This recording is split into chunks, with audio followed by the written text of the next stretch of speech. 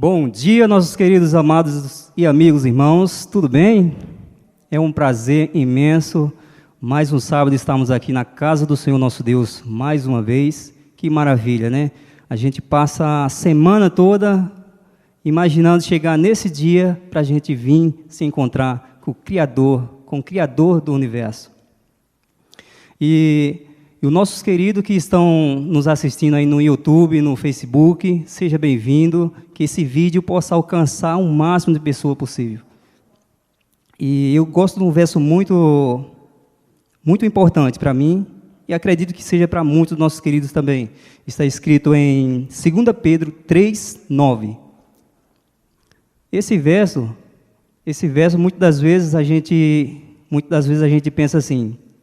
E às vezes alguém deve ter falado para a gente, será que esse Jesus que tanto vocês pregam, será que ele vai voltar mesmo? Aí, está escrito aqui, ó, em 2 Pedro 3:9, lá está essa resposta aí. Ó.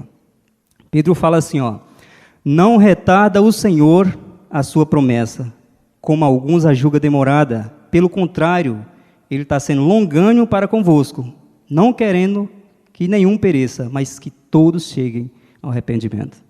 Aí está a resposta, porque o nosso Salvador não voltou ainda. Então, ânimo, vamos até o fim, não vamos desistir, justo agora que está perto do fim. Feche seus olhos, onde quer que você esteja neste momento, e vamos fazer uma breve oração. Senhor nosso Deus e nosso Pai, graças te damos, Senhor Deus, porque a tua misericórdia se renova cada manhã, Senhor. Obrigado, Senhor Deus, pela tua palavra está na terra, para nós examiná-las, assim como o Senhor fala. Examinar as Escrituras, porque julgais ter nela a vida eterna, e são elas mesmas que testificam de mim. Pai de amor, abençoa cada família aqui representada, Pai, por favor. E que o Espírito Santo possa trabalhar no coração poderosamente, de acordo com a tua vontade, em nome de Jesus, o Senhor. Amém.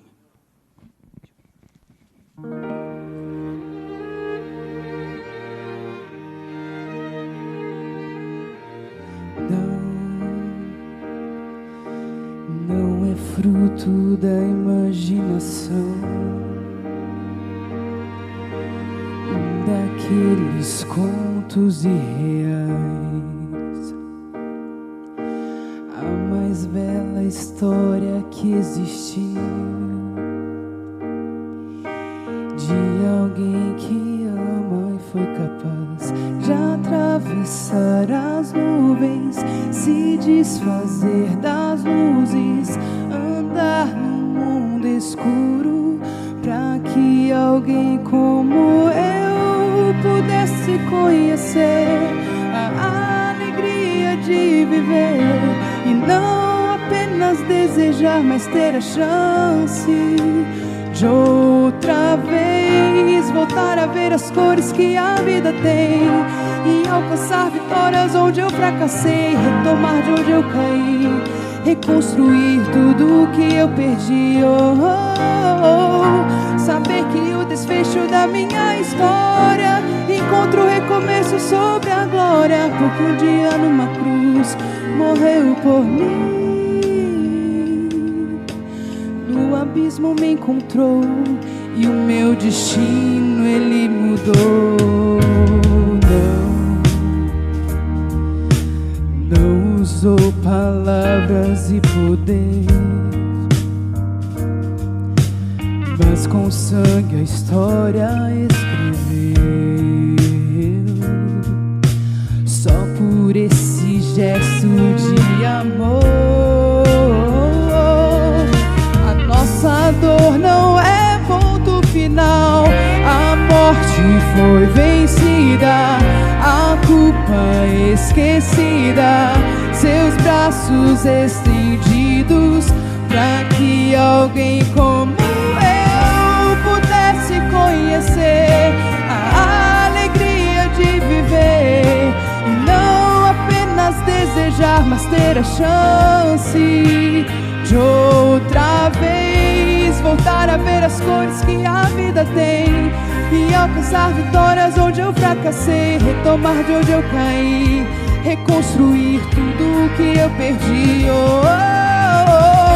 Saber que o desfecho da minha história encontra encontro o recomeço sobre a glória, porque um dia numa cruz morreu por mim. No abismo me encontrou e o meu destino ele mudou.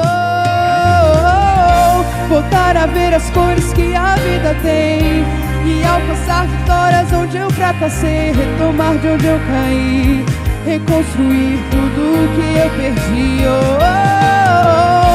Saber que o desfecho da minha história encontra um recomeço sobre a glória, porque um dia numa cruz morreu por mim. No abismo me encontrou e o meu destino ele mudou. Não é fruto da imaginação ou daqueles contos irreais. A mais bela história que existe de alguém que ama e foi capaz.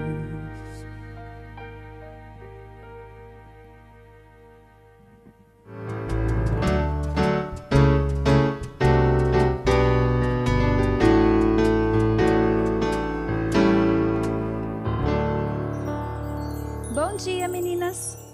Tudo bem com vocês? Estão animadas? Muito? Quem é esse aqui?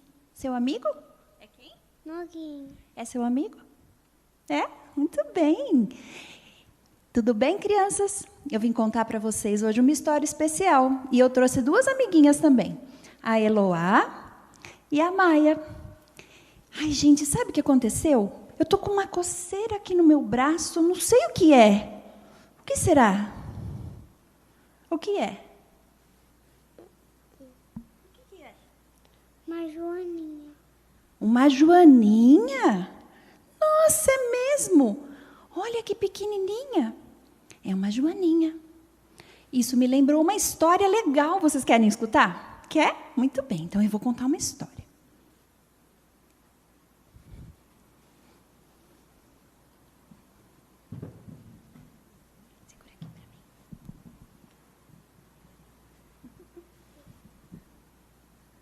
Pode pegar. Pode sentar aqui. Eu te dou.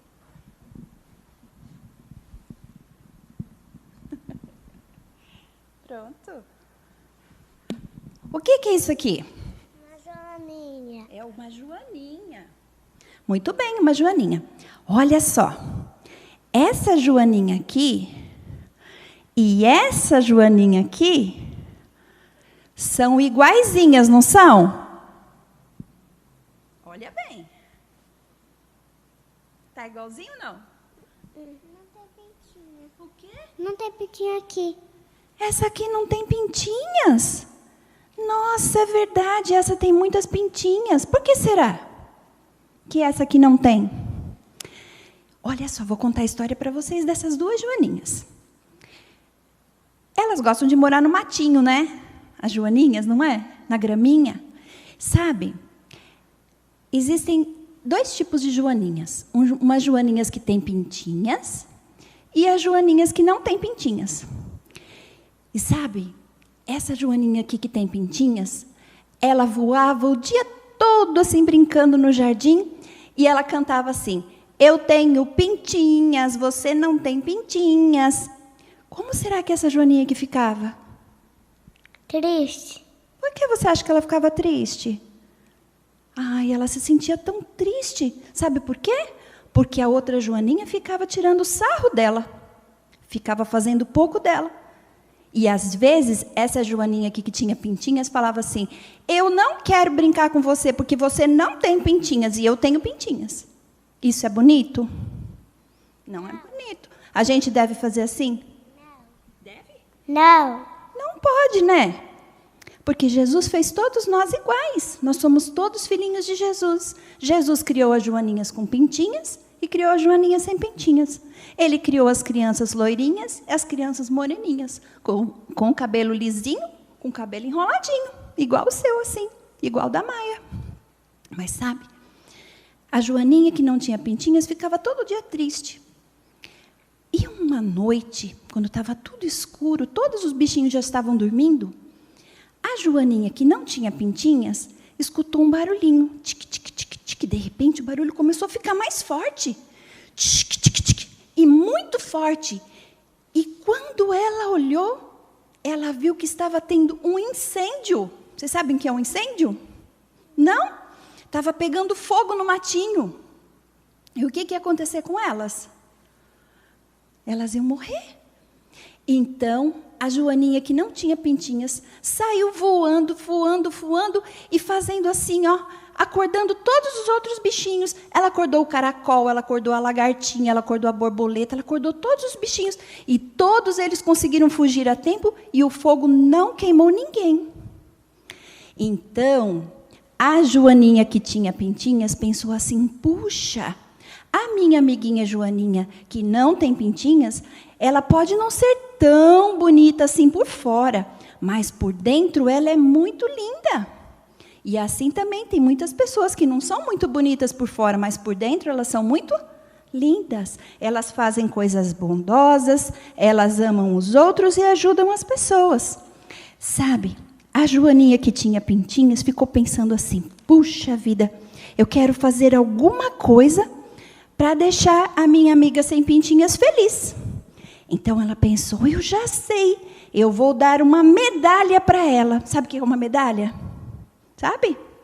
É quando alguém faz alguma coisa muito especial e eles dão uma coisa dourada assim, e a pessoa pendura no pescoço.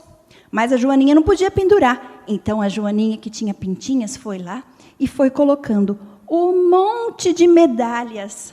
Falou, olha, você é muito corajosa. Toma aqui uma medalha. Você é muito bondosa. Você é muito legal. Você está ficando mais bonitinha. E falava assim, quando eu tiver uma amiga, assim, que eu for grande, quero ter uma amiga igual você. E foi colocando muitas medalhas na Joaninha. E agora? Conta para mim, como que essa Joaninha ficou?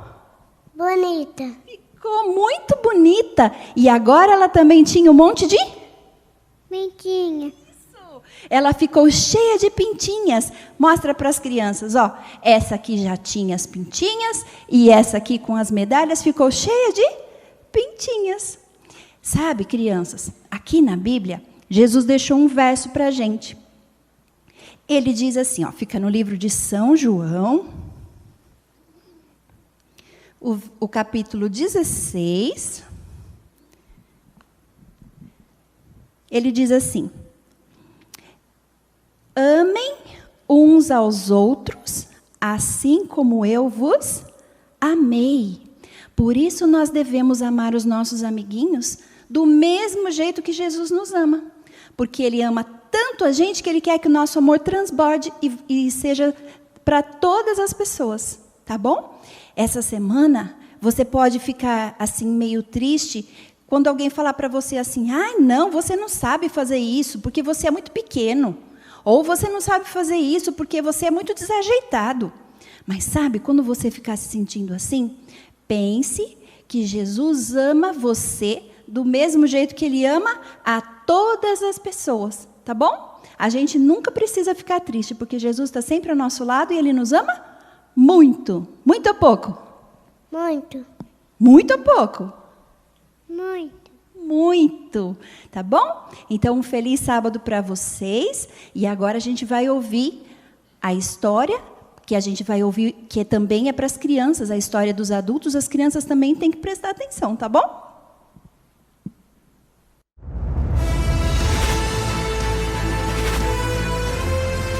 Provai e vede. História de hoje: uma chama acesa. Para cumprir o ID de Jesus, eu e minha família fomos enviados para a Ásia Central, através do projeto Missionários para o Mundo, que enviou 25 famílias da América do Sul para vários lugares desafiadores do planeta Terra, para a pregação do Evangelho ao redor do mundo. Nosso objetivo aqui no Quirguistão foi estabelecer um contato mais próximo com a população nativa, na cidade de Osh, na parte sul do país. A primeira coisa que fizemos foi nos adaptarmos à cultura e estudarmos o idioma russo. Depois de 6 meses, vimos que usar projetos sociais seria um excelente meio para atrair as pessoas, para no futuro próximo criar grupos de estudos da Bíblia. Nesse contexto, a escolinha de futebol foi, e até hoje, é uma maneira muito eficaz de estabelecer uma relação de confiança e amizade com as famílias dos pequenos atletas. Com o passar do tempo, iniciamos um clube de desbravadores, tendo como base os participantes da escolinha de futebol, que já estavam confiantes em nossa liderança.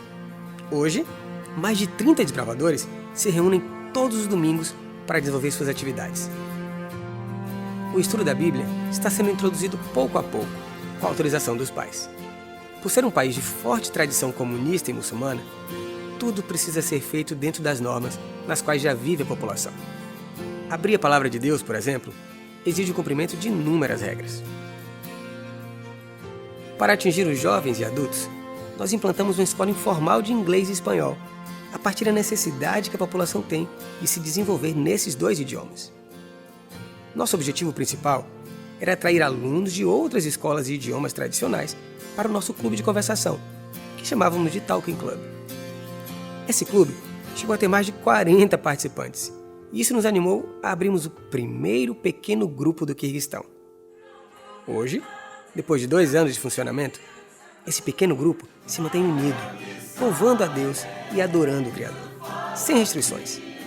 A palavra de Deus é aberta e os ensinamentos de Jesus são apresentados de forma descontraída, valorizando a alegria do povo do Quirguistão.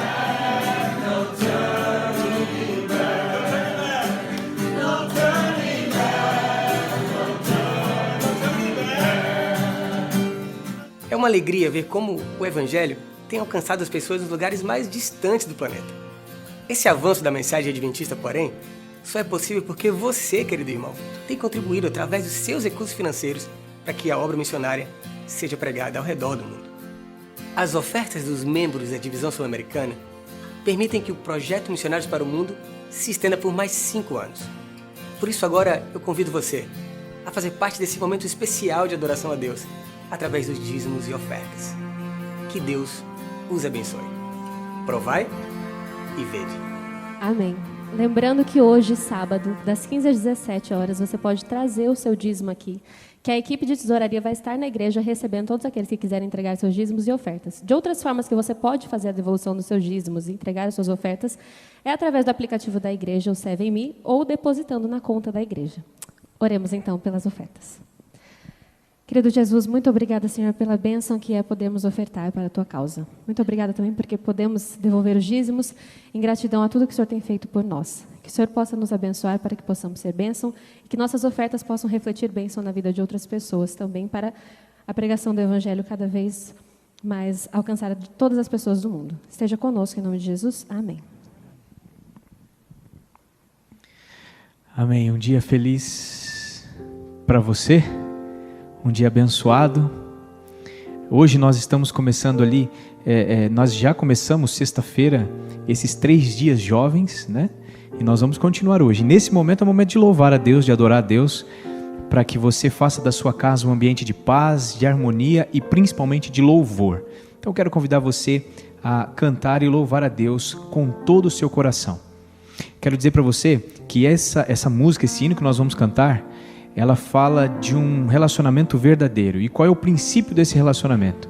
O princípio desse relacionamento é você se entregar ao outro.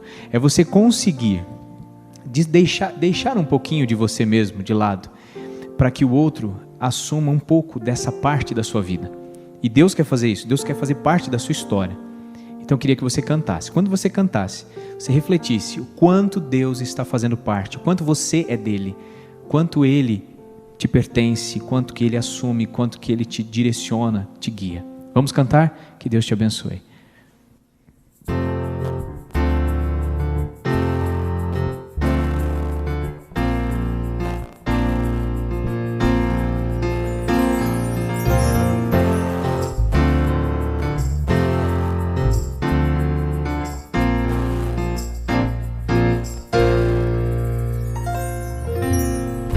Onde me mandares e eu sigo, tudo que o Senhor disser repito. Já não vivo eu, sou inteiramente teu. Se não for do teu querer eu nego, cada plano em tuas mãos entrego. Já não vivo eu, sou inteiramente teu e nada vai me afastar. Estou seguro em tuas mãos, Jesus, e eu sou teu, não sou de mais ninguém.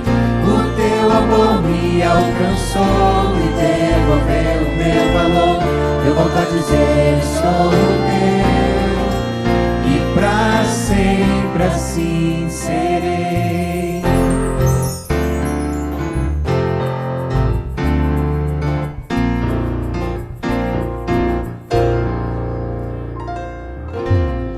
Onde me mandares e eu sigo, tudo que o Senhor disser repito. Já não vivo eu, sou inteiramente teu. Se não for do teu querer eu nego, cada plano em tuas mãos entrego. Já não vivo eu, sou inteiramente teu e nada vai me afastar.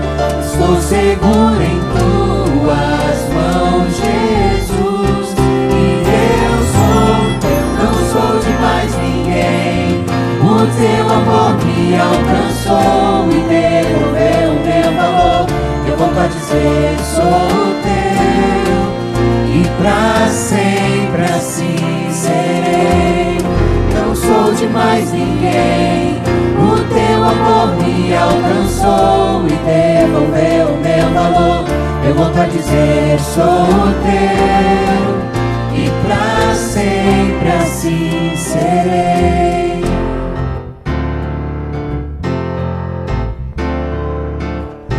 Onde me mandares ir, tudo que o Senhor disser. Já não vivo eu, sou inteiramente teu.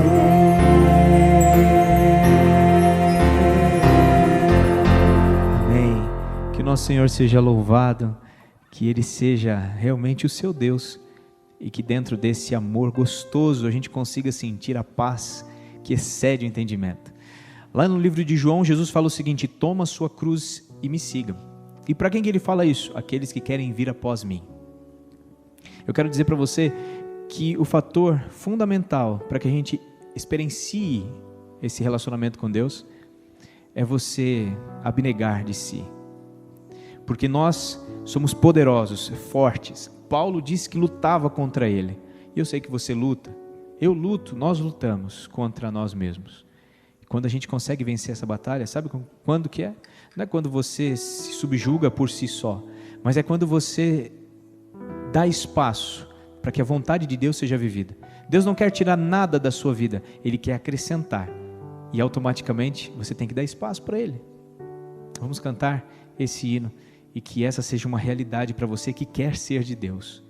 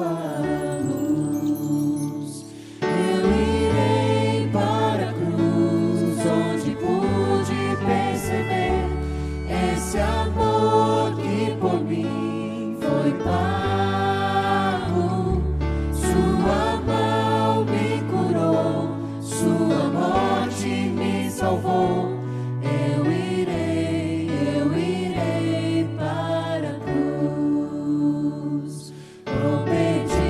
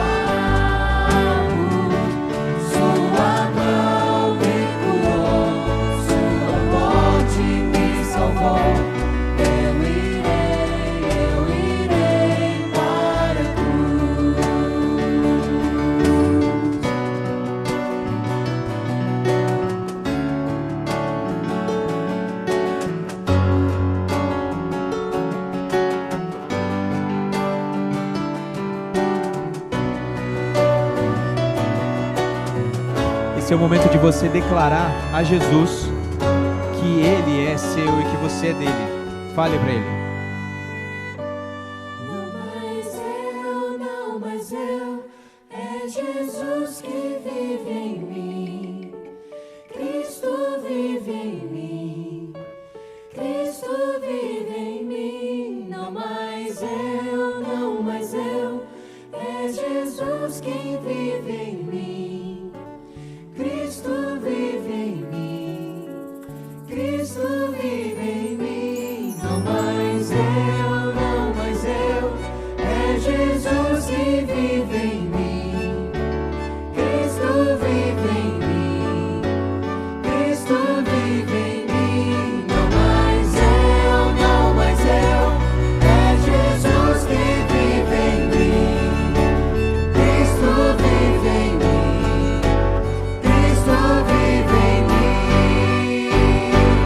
Eu irei para a cruz, onde pude perceber esse amor que por mim foi pago. Sua mão me curou, sua morte me salvou. Eu irei para a cruz.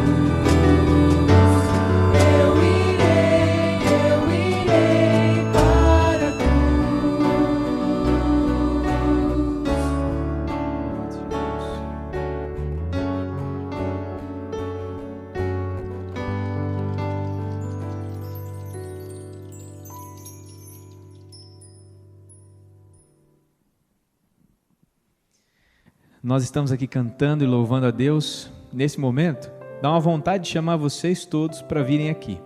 A gente sabe que isso não é possível, você está na sua casa, mas a gente está chegando até você. Nós estamos aqui cantando e tentando fazer o melhor para o nosso Senhor e queremos pedir que nesse momento você também faça. E sabe qual que é o melhor para Deus? É aquilo que Jesus pediu para o jovem rico: entregue o seu coração. Você pode fazer tudo de certinho, mas se faltar a entrega do coração, não tem jeito. Esse momento nós vamos cantar momentos assim, porque são momentos assim que nós criamos aqui entre amigos, cantando com toda a segurança, que a gente sente e relembra um pouquinho do calor gostoso da igreja. A gente está tentando levar isso para você nesse sábado. Então, por favor, cante conosco e logo após vamos orar. E eu queria que você mentalizasse, pensasse no seu pedido e no seu agradecimento, que nós vamos falar com Deus logo após esse hino.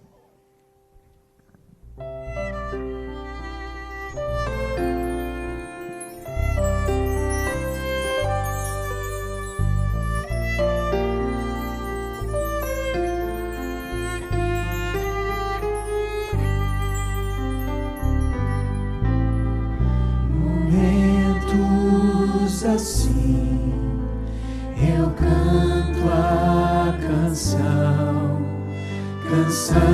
de amor para Cristo. Momentos assim levanto essas mãos ao Senhor, pois te adoro, Senhor, pois te adoro, Senhor, eu te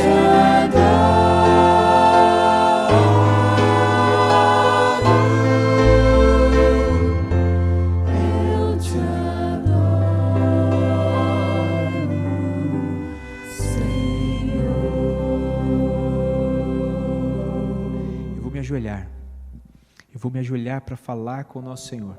Se você puder ajoelhar na sua casa, faça isso. Abrace sua família, quem estiver perto de você. Se você não puder se ajoelhar, só feche os olhos e clame a Deus comigo. Pai querido, nosso Deus, queremos pedir que o Senhor, pela sua misericórdia, ouça a nossa oração. Nós estamos nesse momento aqui, Senhor, para apresentar a Ti um louvor de adoração. Logicamente que queremos levar algo primaz aos nossos irmãos que estão em casa, para que jamais eles esqueçam dos momentos prazerosos de estar na igreja. Querido Deus, toma-nos em teus braços nesse momento. Tudo que nós cantamos hoje foi com o objetivo de nos entregar a Ti, deixar que o Senhor seja o nosso Senhor. Nós temos pedidos, clamores, a semana passou e muitas coisas aconteceram, boas e ruins. Mas eu sei de uma coisa, todas elas foram direcionadas e guiadas pelo Seu Santo Espírito. O Senhor tem protegido os nossos irmãos que estão trabalhando nas linhas de frente, na saúde, cuidando das pessoas. O Senhor tem habitado nos lares dos Teus filhos e tem protegido e trazido bênçãos e proteção. E é por esse motivo, Senhor, que nós não cansamos de adorar a Ti. O Senhor fez milagres essa semana. Alguns nós não vimos, outros nós vimos. Mas Deus,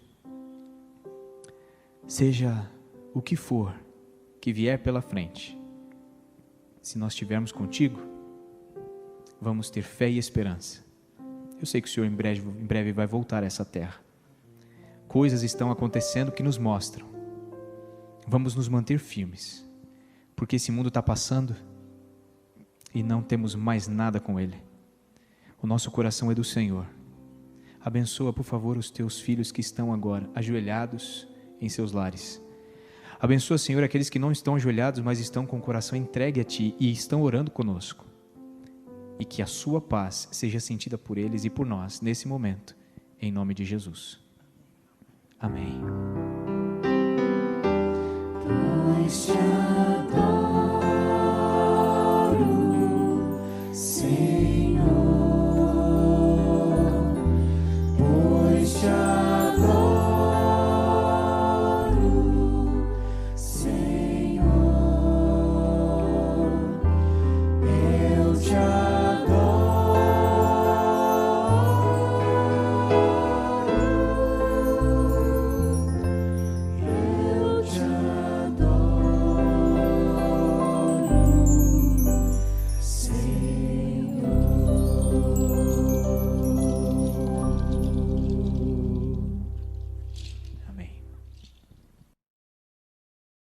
Bom dia, pastorzão, que Deus te abençoe.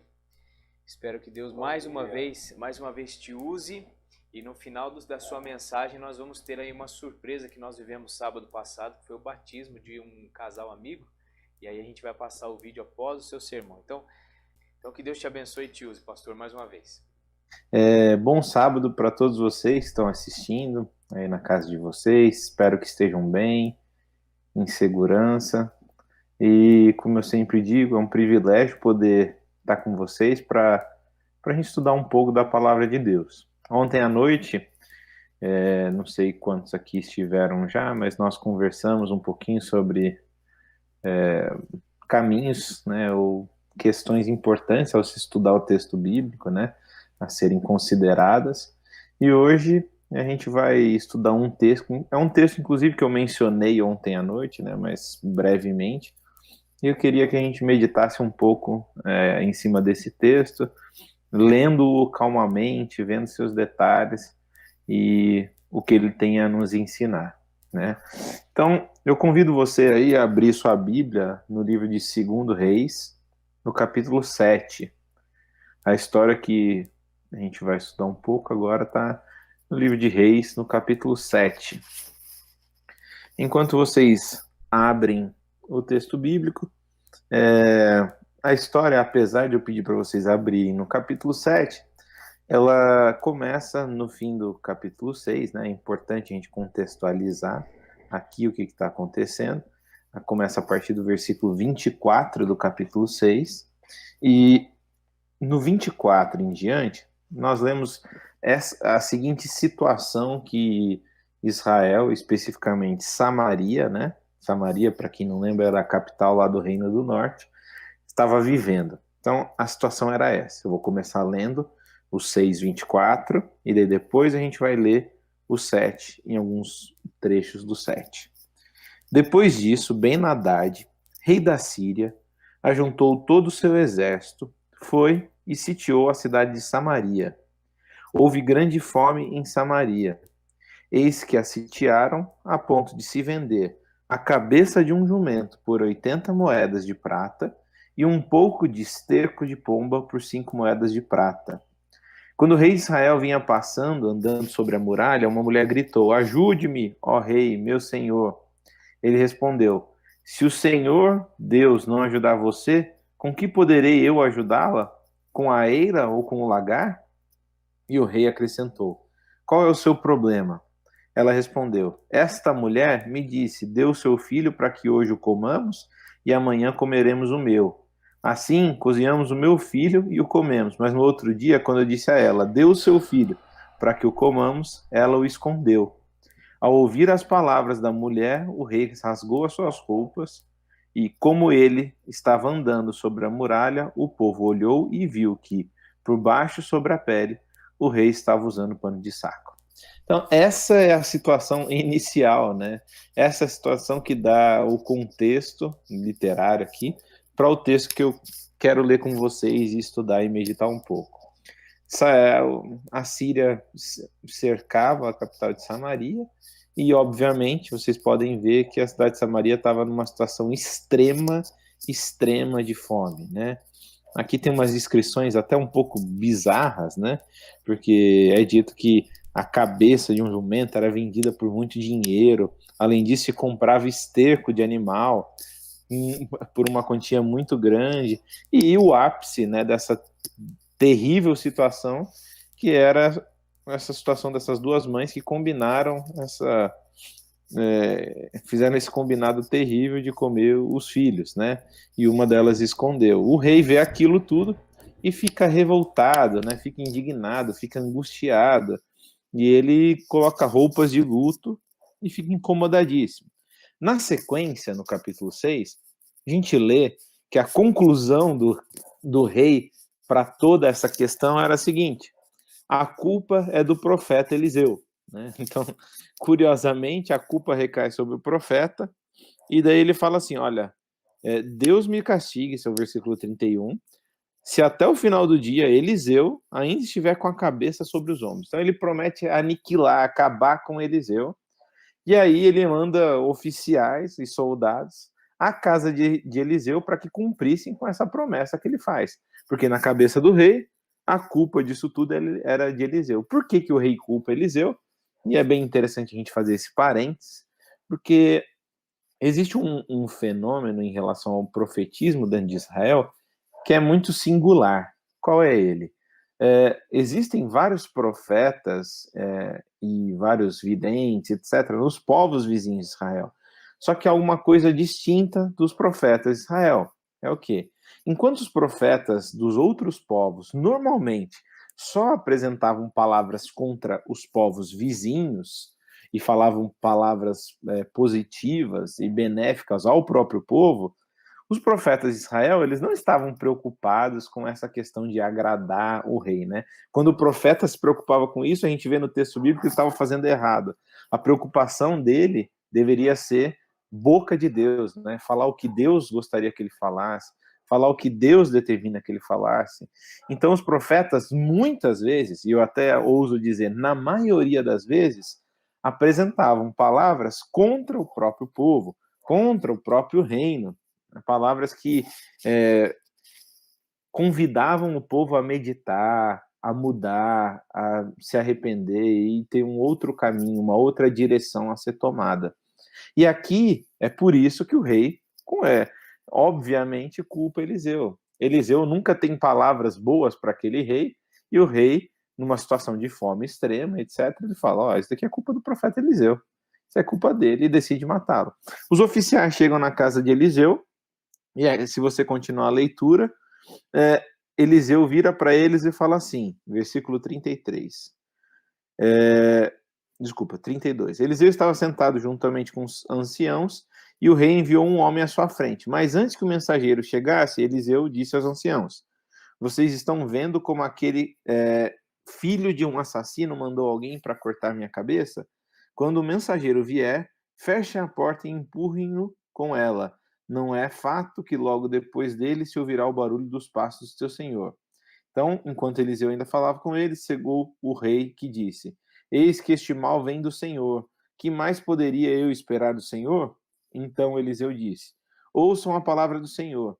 Assim diz o Senhor, versículo 1 do capítulo 7. Amanhã, a estas horas, mais ou menos, junto ao portão de Samaria, uma medida da melhor farinha será vendida por uma moeda de prata, e 2 medidas de cevada serão vendidas por uma moeda de prata.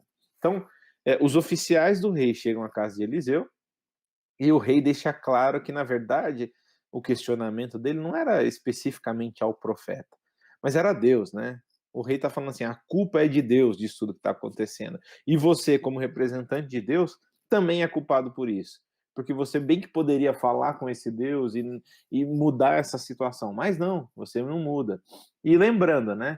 Normalmente, essas situações que o povo experimentava eram consequências da quebra da aliança, né? Que Deus tinha feito com o povo.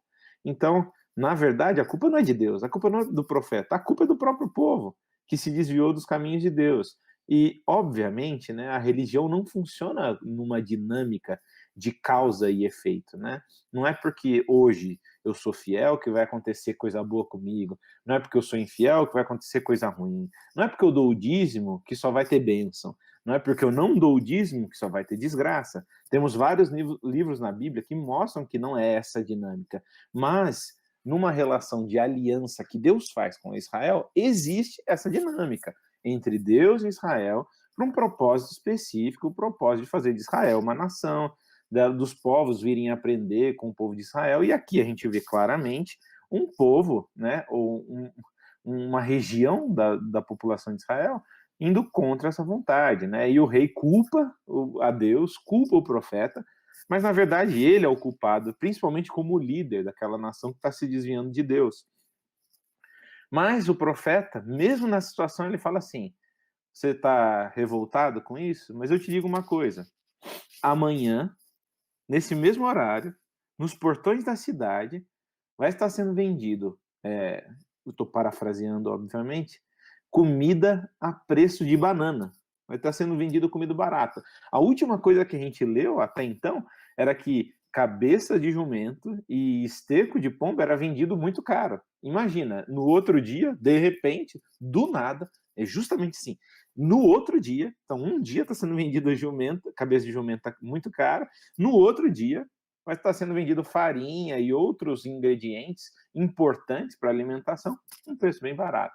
A reação, obviamente, de todos é não acreditar, né? Então, imaginem só, a gente está chegando na casa de um profeta, e a gente vai arrancar a cabeça dele, e daí do nada ele fala, não, mas amanhã vai estar sendo vendido comida baratinho. Eles não acreditam, e daí o capitão do rei, ele fala as seguintes palavras no início do capítulo 7, versículo 2.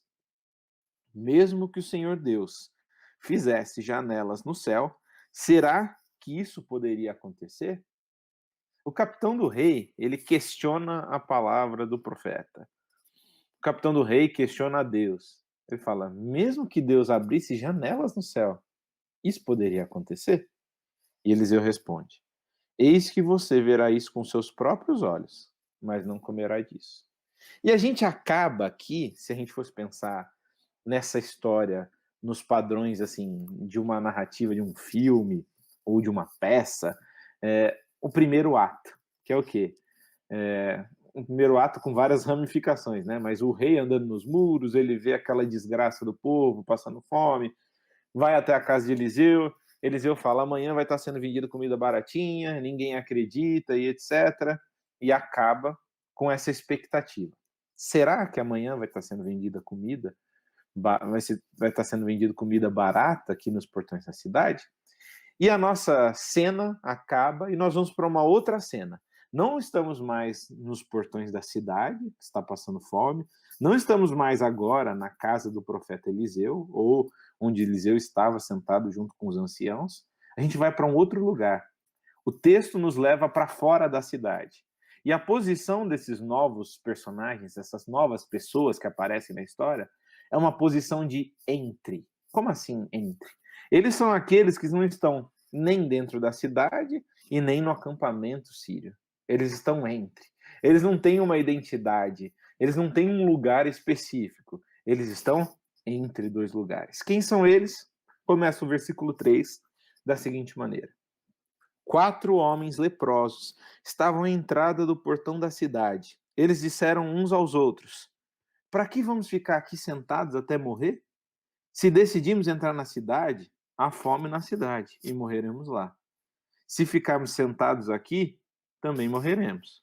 Então, vamos para o arraial dos sírios e nos entreguemos a eles. Se nos deixarem viver, viveremos. Se nos matarem, apenas morreremos. Olha a lógica desses leprosos, que interessante, né? A lógica deles é assim: nós estamos entre. Se nós continuarmos aqui, a gente não tem comida, então a gente vai morrer. Se a gente voltar para a cidade está passando fome, né? Então, muito provavelmente a gente vai morrer também. Não tem comida? Como que a gente vai morrer? Ainda mais sendo leprosos. Lembra, né? Um parênteses. Quem eram os leprosos? Os leprosos tinham aquelas doenças de pele, né? Hoje a gente fala lepra, mas eram uma grande variedade, em hebraico é tsarat, de doenças de pele, e tinha todo um ritual, né? Na época que o povo vivia no acampamento, durante a peregrinação pelo Egito e saindo, chegando à terra de Canaã, e tinha todo um ritual, a pessoa que era identificada com lepra, o sacerdote identificava essa pessoa, a pessoa ficava fora do acampamento, e o sacerdote, de 7 em 7 dias, vinha fazer uma avaliação. Em determinado momento ele considerava e via que aquela pessoa estava curada, se ela tivesse curado, obviamente, e daí depois era todo feito um ritual de purificação. É muito curioso que esse ritual de purificação no texto, ele é feito depois que a pessoa já é denominada curada, né, ou identificada como curada, para em nenhum momento, ao ler o texto bíblico, eu achar que aquele ritual de purificação, que, para quem lembra, né, pegava-se uma ave e passava-se num sangue, numa botija, enquanto embaixo tinha água corrente, e se aspergia sobre aquela pessoa, para não pensar que esse ritual era o ritual que fazia a pessoa ser curada da lepra, né? Não, a pessoa era curada e depois esse ritual envolvia um reestabelecimento dessa pessoa dentro do acampamento, dentro da sociedade de novo. Então, esse ritual envolvia, e essa era uma das funções do sacerdote, reestabelecer a pessoa no meio do seu povo. E aqui a gente tem 4 leprosos, estão fora da cidade, estão afastados, e eles pensam, se a gente voltar para a cidade, a gente morre, isso sem até considerar, a gente morre porque não tem comida, mas imagine só porque a gente é leproso, com certeza vão expulsar a gente, se a gente continuar aqui, a gente vai morrer de fome, mas tem um lugar que tem comida, qual é? O acampamento dos sírios, só que eles são os sírios, eles estão cercando a nossa cidade, eles querem dominar a nossa cidade, e assim, pode ser que eles nos deixem vivos, e se eles não deixarem, lá tem comida, e lá a gente pode viver. Agora, se a gente continuar aqui ou se voltar para a cidade, é morte garantida. Então, o que eles decidem fazer? Versículo 5, capítulo 7. Ao anoitecer, eles se levantaram para ir até o arraial dos sírios. Quando chegaram às imediações do arraial, eis que lá não havia ninguém.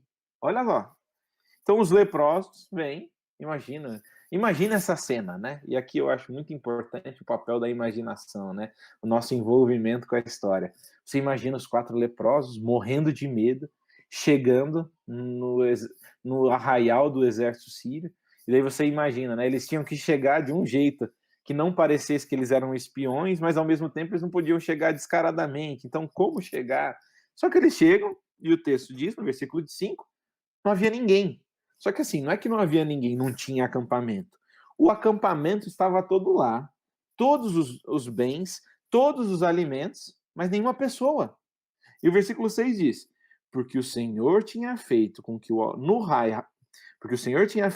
no arraial dos sírios se ouvisse um ruído de carros de guerra e de cavalos, e o ruído de um grande exército, de maneira que disseram uns aos outros, eis que o rei de Israel contratou o rei dos heteus, e o rei dos egípcios, o rei do Egito, para virem contra nós. Por isso, ao anoitecer, eles se levantaram e fugiram, abandonando as suas tendas, os seus cavalos e os seus jumentos, e deixando o arraial como estava. Então, deixaram como estava. Fugiram para salvar a sua vida. Então, olha só. Deus fez com que o acampamento todo sírio ouvisse um barulho tão forte de exércitos que os sírios pensaram e disseram uns aos outros, o povo de Israel, ele se aliou aos heteus e aos egípcios, e eles estão vindo todos para nos atacar. Vamos fugir. E eles saem correndo desesperadamente. E a cena, se você é um sírio, é assustadora. Se você é do povo de Israel, ela é uma cena engraçada. Por quê? Imagine só. Não tem barulho nenhum, só os sírios ouvem, e eles saem correndo desesperadamente, deixando tudo. Enquanto isso, quem está chegando no acampamento? 4 leprosos. E eles chegam e veem tudo aquilo. Então o versículo 8 vai falar: assim, quando aqueles leprosos chegaram às imediações do arraial, entraram numa tenda, comeram e beberam, depois levaram dali prata, ouro e roupas, então se foram e esconderam tudo, voltaram, entraram em outra tenda, e daí também levaram e o que havia esconderam.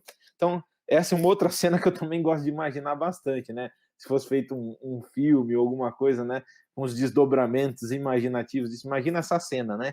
4 leprosos, pessoas normalmente colocadas de lado na sociedade, passando fome, eles chegam no acampamento inteiro só para eles, e eles se esbaldando de comida, e comendo alegres, e ouro, e prata, eles vão e escondem num lugar, e voltam em outra tenda, tem as mesmas coisas, e eles se esbaldando, só que tem um momento que tudo muda.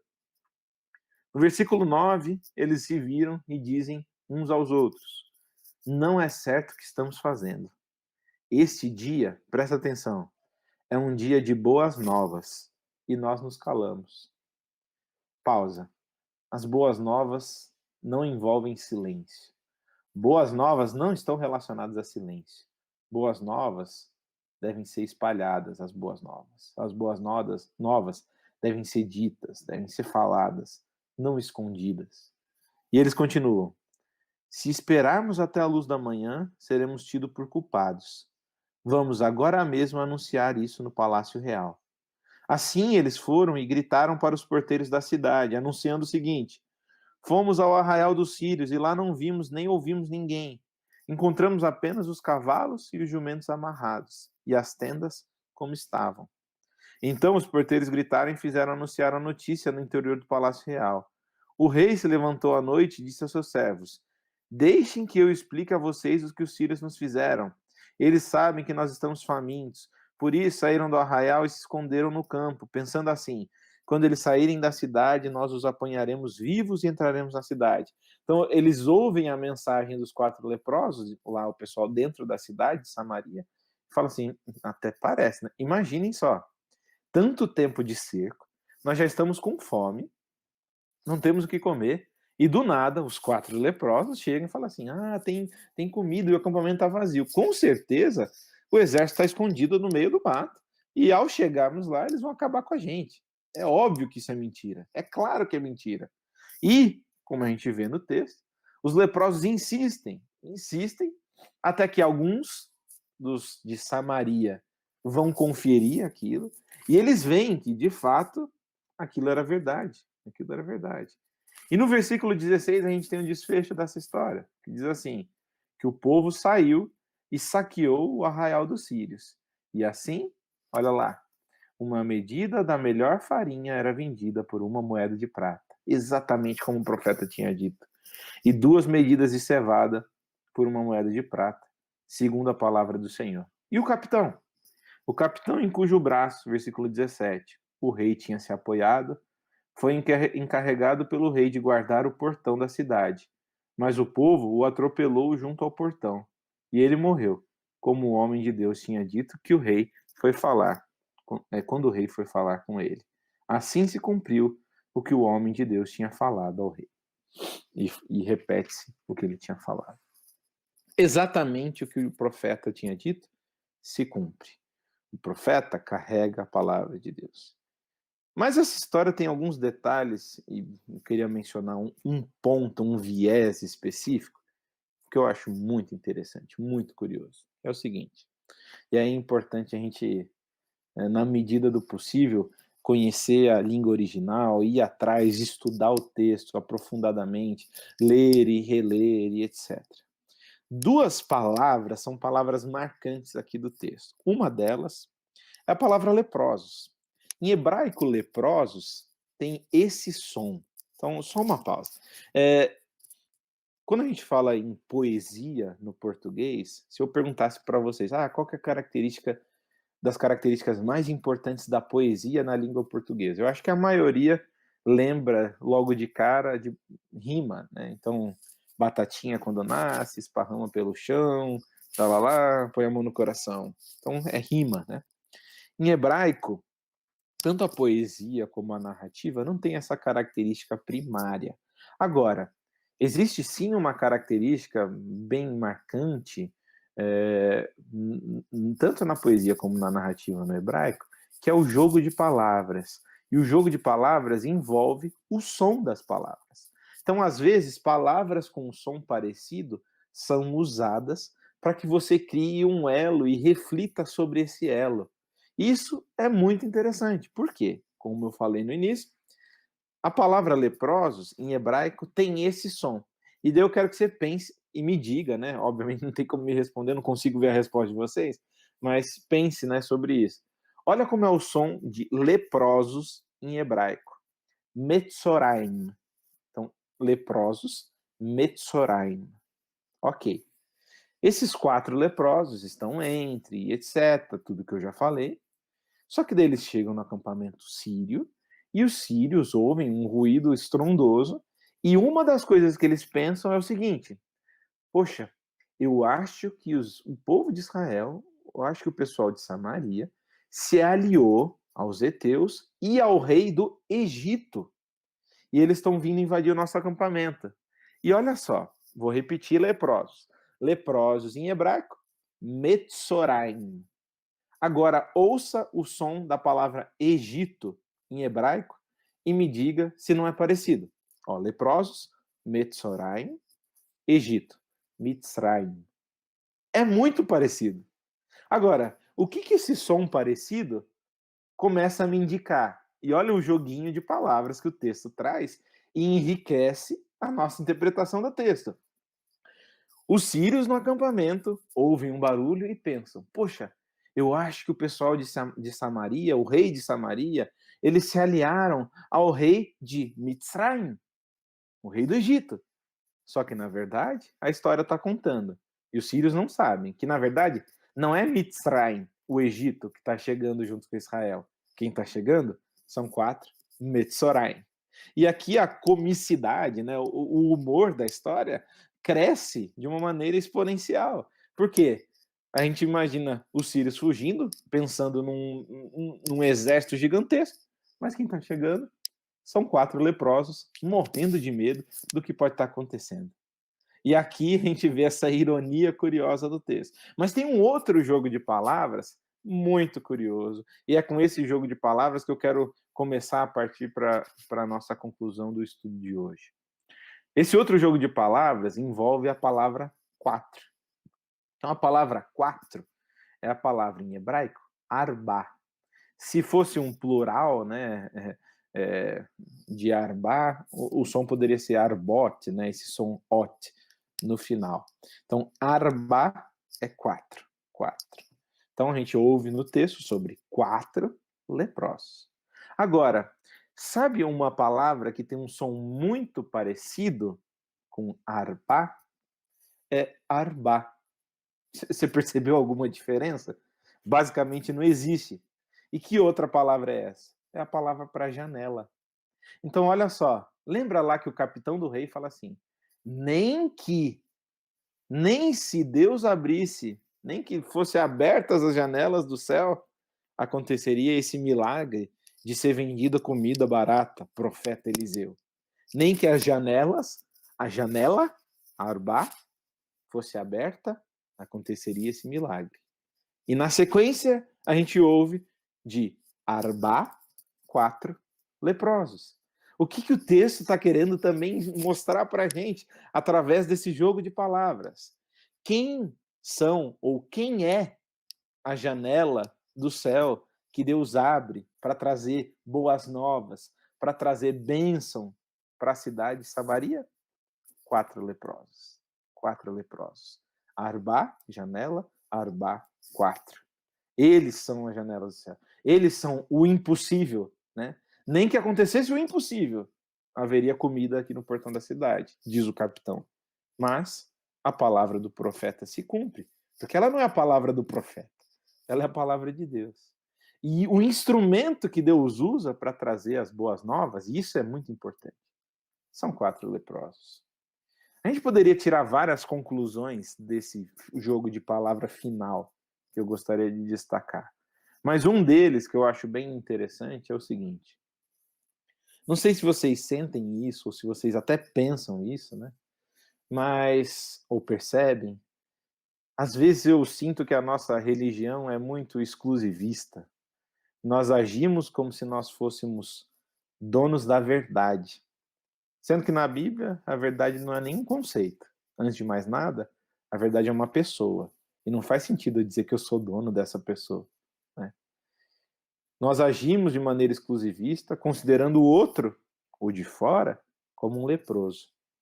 Mas será que talvez nós, como o povo, não estamos dentro dos muros da nossa proteção, garantidos em segurança, mas passando fome? Será que nós estamos protegidos pelos muros, mas morrendo de fome? E daí, de repente, chega aquele que nós consideramos um leproso, nós abominamos, e ele vem e nos traz o alimento verdadeiro, ele nos traz as boas novas. A Bíblia, em vários momentos, quebra com essa nossa visão exclusivista, né? Em Israel, existia essa dinâmica e essa realidade forte de eleição, a noção do povo ser um povo eleito. Mas desde o início, desde quando Deus elege pela primeira vez uma pessoa para dela fazer um grande povo, e obviamente eu estou falando de Abraão, a eleição tem uma dinâmica singular, que é qual? É assim, Abraão, eu escolho você e não outra pessoa. Mas eu não escolho você porque você é bom, porque você é melhor e agora você vai desfrutar de benefícios disso. A escolha, a eleição bíblica tem a ver com um único propósito, que é o quê? Servir. Eu escolho você e não o outro, por quê? Eu escolho você por causa do outro. Se você, como eleito, não pensa no outro e o trata, usando homileticamente o texto, como um leproso, se você considera o outro inferior, você não está entendendo nada do que é ser eleito, do que é ser povo escolhido, se é assim que você prefere chamar. O povo escolhido, o povo eleito, é o povo que serve, é o povo que intercede por misericórdia. Essa é a dinâmica bíblica de eleição. Enquanto nós não entendemos isso, seremos um povo na segurança dos muros, mas passando fome. O mundo está em volta, morrendo de fome, e a gente está aqui discutindo para quem que a gente pode entregar o pão. E de repente, vem um grupo de leprosos, aqueles que nós abominamos, consideramos inferiores, nós somos melhores, nós somos donos da verdade. E eles vêm e nos trazem as boas novas do Evangelho, as novas de uma realidade de serviço e de graça. O meu desejo para você, nessa manhã de sábado, é que você sirva. Que você entenda que a dinâmica de eleição bíblica é a dinâmica do serviço. Que você seja, como o profeta Eliseu, boca de Deus. Que sejamos um povo profético. Mas um povo profético que está ligado diretamente e primariamente em servir. Que não vejamos o outro como inferior, para que não também passemos fome na segurança dos nossos muros, para que possamos ver a realidade do Evangelho em todas as pessoas. E assim, nós seremos um povo que começa vivendo a realidade do céu, não plenamente, mas parcialmente, já aqui na terra. Esse é o meu desejo para todos vocês, nessa manhã de sábado, e eu convido você a fechar os seus olhos para orar. Senhor Deus, eterno Pai, te agradecemos pela vida, pela saúde. E nessa manhã de sábado, Senhor, nós pedimos para que o Senhor abra os nossos olhos, para que possamos ver a Tua imagem em todas as pessoas, para que possamos servir, não considerar o outro como inferior e nos considerarmos como superiores, exclusivistas, sendo assim, mas que possamos receber a todos que vêm, trazendo boas novas, aprender com os outros, ensinar aos outros, que seja uma dinâmica de diálogo e, acima de tudo, de serviço. Que o Senhor nos dê essa capacidade de deixarmos o nosso eu e servirmos, em nome de Jesus. Amém. Um bom sábado a todos vocês. Foi um privilégio estar aqui com vocês, compartilhando da palavra de Deus. Obrigado aí pelo convite, Pastor Diego. Foi ótimo, Lucas. É extraordinário. Quando a gente faz uma leitura bíblica saudável do texto e atenta, com certeza a gente extrai muita coisa boa, né? Eu falei para a turma, o Pastor Lucas, que a gente ia ter o vídeo, né? O momento do batismo de um casal Sim. amigo. Então eu vou transmitir para eles aqui, para eles saberem, Com inclusive, certeza. quem é. Então, desde já, muito obrigado. A gente agradece muito. Foi muito bom ontem o bate-papo de ontem e hoje você fechou maestralmente com essa mensagem de 2 Reis, que coincidentemente eu estava lendo essa semana, então aguçou Que legal. aí os interesses. Legal. Deus E abençoe. eu me Lucas. comprometo aí, Diego, da gente combinar depois mais pra frente para fazer alguma coisa presencial, que era o plano original, mas infelizmente a gente não pôde por várias questões aí envolvendo o isolamento e a pandemia. Vários motivos de força maior, mas a gente vai sim Exatamente. aceitar e vai cobrar porque vai ser muito bom, o crescimento bíblico é muito bom e a gente agradece. Não, Deus vou te com abençoe. todo prazer. Deus abençoe sua família Valeu. também. Deus proteja todos Amém. aí, tá bom? Obrigado. Amém. Tchau, tchau. Tchau, tchau. Amigos queridos, na sábado passado nós tivemos um momento muito especial de batismo e eu queria colocar um trecho desse momento para vocês acompanharem e verem como que foi bonito, como que foi emocionante, tá bom? Deus abençoe.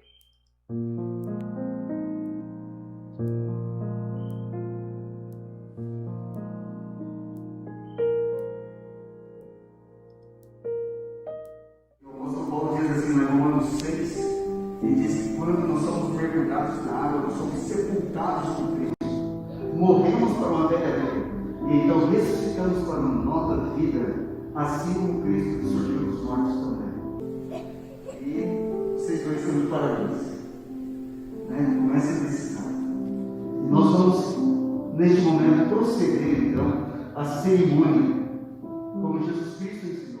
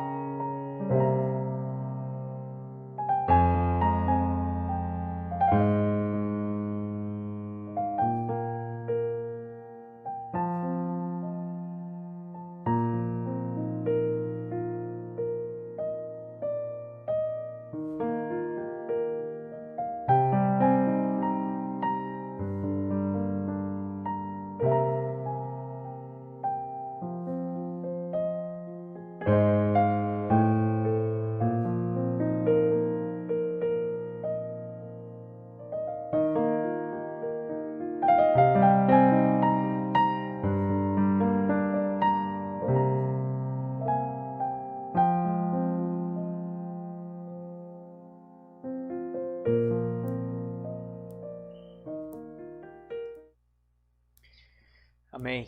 É lindo, né? Esse momento é maravilhoso e a gente agradece muito a sua participação, a sua presença.